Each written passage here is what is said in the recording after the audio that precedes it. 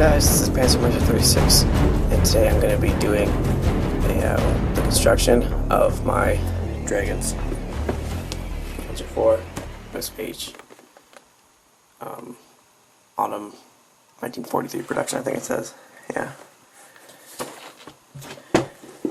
So for this build, I hope to do like a complete build, show you the complete building of this kit, like all the way through, not like some of the ones which I've done, which is just like me doing updates and kind of like I've done this and then this, just so I can kind of show you guys, maybe some of you beginner guys, how like I don't know how it's done. I don't know, something like that. But so hopefully I can help you guys out. I'm gonna try a new camera angle, which is like this, so you can see what I've been doing, because I've been noticing that in a lot of my videos you can't really see what I'm doing because my shoulder or my head gets in the way, because I'm trying to see what I'm doing. Yeah. So the kit, I opened it up already. Looks quite good.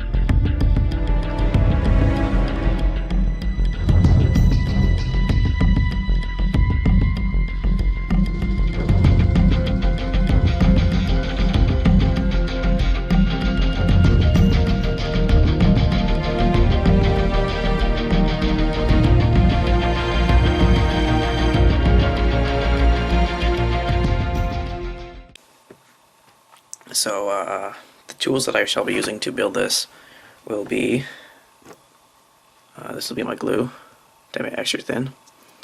Really nice capillary reaction glue. Basically, if you're going to get glue, get this, don't get anything else. Don't get that tube glue stuff. Like this is just, that's what you use if it's 1975. This stuff is a lot better. And it doesn't leave like a crap residue or those like stupid spiderweb things that I hate those. This is what I'll be using to attach photo etch Gorilla Glue.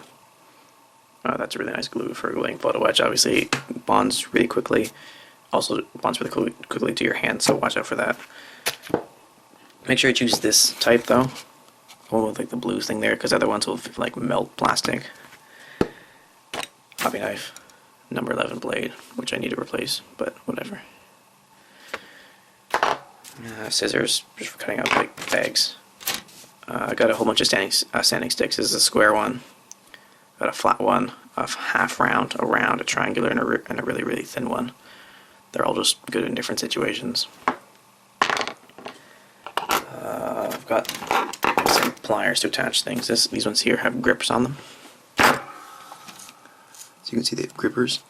And if you like squeeze too hard or something like that, you can actually damage the part or leave imprints on, especially if it's photo etched. So I've also got some flat ones here. They don't have any grips on them. And then like tweezers. These are always handy. Screw cutters. I've got some really fine ones that I use for cutting pieces out delicately, and then really fat ones that I'll use if I just need to hack off like the whole sprue, just to keep these ones sharp. And that's really it.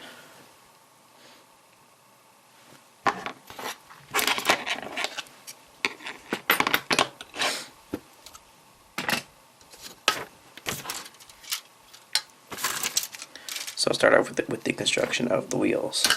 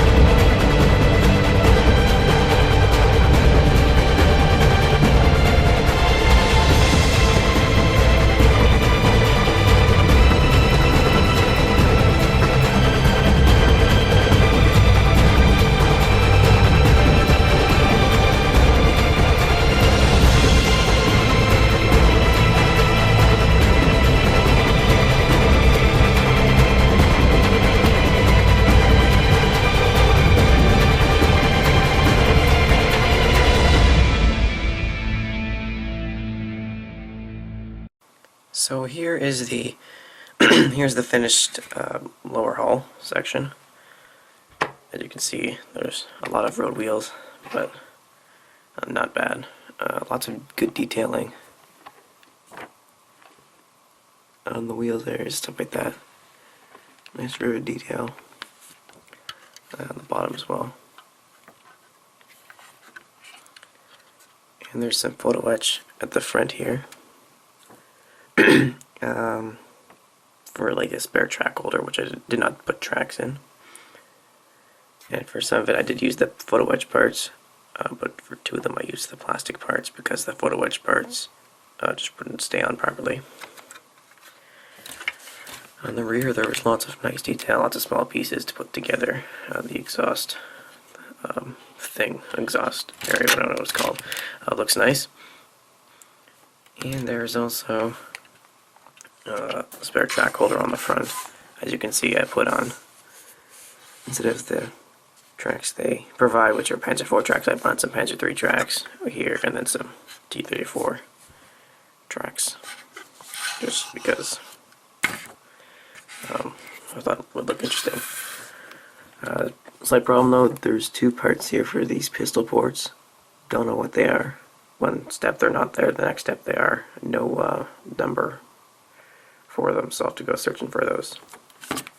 So next up I'm going to be putting on the magic tracks, which it suggests doing at the very end. But I find it's really handy to do it now because then you can just like put them on top instead of having to like squeeze them under the fenders. So I'm going to show you how I do that. So in the instructions it states that there is 99 track links on each side, and there are two different bags. Each one probably is about like 110, 115 of them. Dark gray tracks left side, light gray tracks right side, because each one is different color. I'm not sure if that's the left side from the front or the left side from the back, but I'm going to guess it's from the back. But it doesn't really matter because the only difference is like the track pin is a little bit smaller at one end than the other, which I don't think you'll be able to see very well, so I'm just going to guess that the light gray tracks go on the left side from here, from my I guess be your right but my left. So yeah, maybe they should word that better, but it doesn't really matter.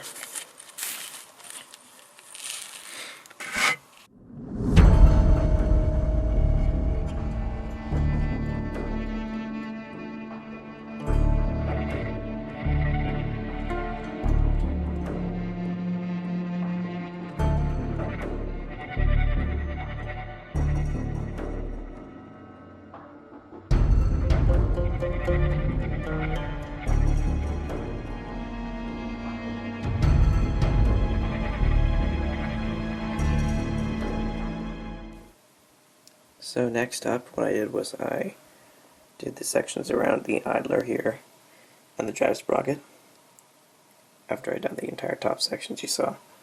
And then I did the section between them, which is about 30 links.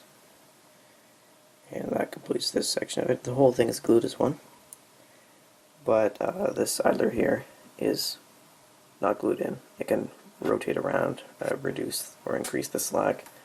So I'll just rotate it all the way around the other way and then slide the entire thing out. And if that doesn't work, I'll just like break off a section here at the back, at the front. I don't know. But it's always a good idea to paint these separately or make them removable because it's a lot easier to paint them separately. And that completes the tracks on the left or right side, depending on what side you look at it, which the instructions don't specify. For the first side, I used the entire length of track, the entire bag of track, minus 11 links. For this side, I did the entire bag of tracks, I guess minus 8 links, because I needed 3 more for the corner section down there. But I did it all in one run. I did it fast enough that it didn't set, it didn't get really hard yet, so it still had enough a looseness or whatever to allow me to put some slack in. And I already took out the other side's track by basically what I did was I got the idler wheel here. In real life it can kind of go back and forth a bit to increase tension and stuff, like the slack of the track. Yeah, it was out like that before I wheeled it in. Then I pulled it out because I left it out. I pulled it out because I left it dry. And then I just took the whole track and slid it that way and off, I guess, yeah. So I added on the fenders after I removed the other track section, and they can still kind of go on. I'm not sure, I might have to disassemble the links to get them to fit back in. But fenders are on, look really nice, good detail on them.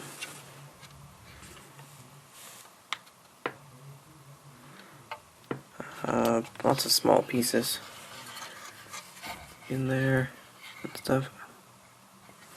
Same thing on the other side, and also a couple of small bits at the back. And I left off the piece at this end because I felt like it.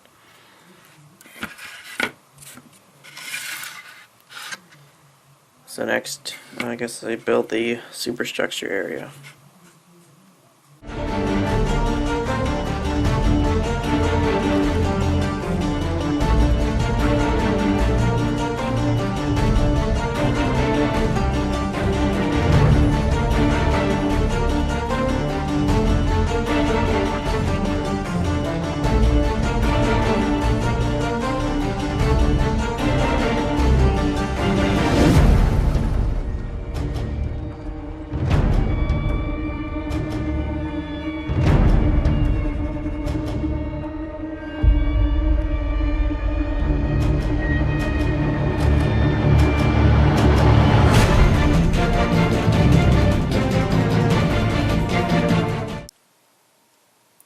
So I have built the upper hull, with the exception of the rear plate and the engine deck area. It consisted of these side pieces, top piece, parts in there for these exhaust things, I think they are. And the front plate, which I added just a tiny bit of applique track armor to. Most of it is the tracks from this kit, but I do have some T34 tracks and some winterized T34 tracks there with the winter cleats that go on the bottom. I think I might add some on the side there, but there is a piece that attaches to the shirtsen. You can see that little gap right there, little square hole. So I'm not going to put that in until I attach that piece. On this side there's what I believe to be the turret traverse motor exhaust or something like that. So next up I'm going to complete the upper hull.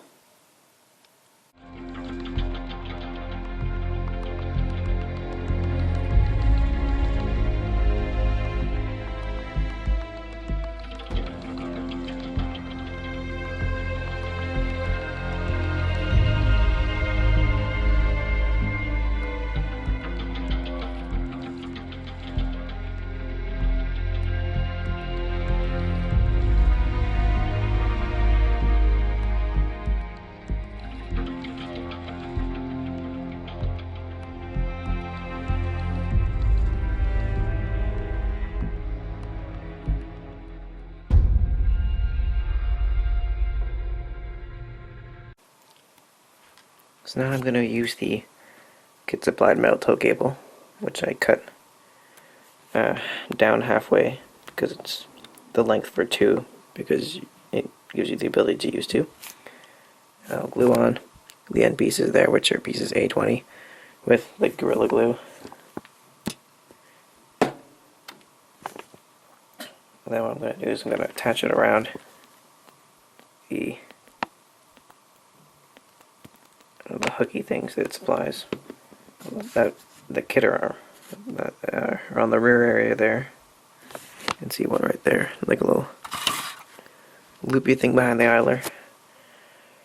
And I'm just going to have this piece attached around one and just draped over the hull, because that's what they would do in the field, because they wouldn't have it wound up around the back like they show it there. They would have it out and ready to use, because in the case of, let's say, got damaged in battle, they would just immediately pull it out with, I don't know, Burr's Panther, something like that, or another tank. So usually they would just have it hooked around one end and ready to use. So that will be all for installment 1 of my Dragon Panzer IV Ausf H mid-production August 1943 build, I guess. And it's turning out to be a really nice kit. Nice photo etch details, excellent rivet detailing. Same thing on the bottom here. Like really nice detail on these parts here. Tracks are really nice. Firewars are almost done, and extra armor looks really nice. I don't care about those ejector pin marks. I'll cover them in pigments, which will probably fill those, because each and every single one has one of those. So I don't know if I'll be doing very much building of this soon, because when I upload this, probably tomorrow will be Christmas, and I might get a certain kit for a certain group build, which I'll probably be building then, because this is not under some time restraints or anything. Just like a fun build I plan to do. I plan to do with a really cool winter camo for it. So if you have any tips, if you know what these pieces are called, where they are, please help me, because there have been a few problems with this kit, like these pieces here. Fenders, that's K1, that's K2. It lists them as K3 and K4, which don't even exist. I checked through there. So a couple other parts where I'm pretty sure parts are mislabeled, but I just kind of went with a piece that I thought looked right, because each piece is like 4 different versions, because there's parts for like Panzer IV Ausf H's, Panzer IV Ausf G's, Ausf B's, and there's a broom bar sprue in there for the shirtsen. So yeah, if you have any tips, comments, just want to say hello, something like that, feel free to comment. I also want to wish you all you guys a very Merry Christmas. I think I have 233 subscribers, probably like 35 now. I'm getting more than one a day, which is really happy for me at least. Hopefully I could reward you guys with some kind of special, I don't know. I don't know what to do. I guess for the 100 I had that channel trailer kind of, but I don't know. So I'd just like to say thank you to everybody who subscribed to my channel, and Merry Christmas to everybody. Happy holidays, happy modeling, happy building, happy painting, happy wargaming, and thank you.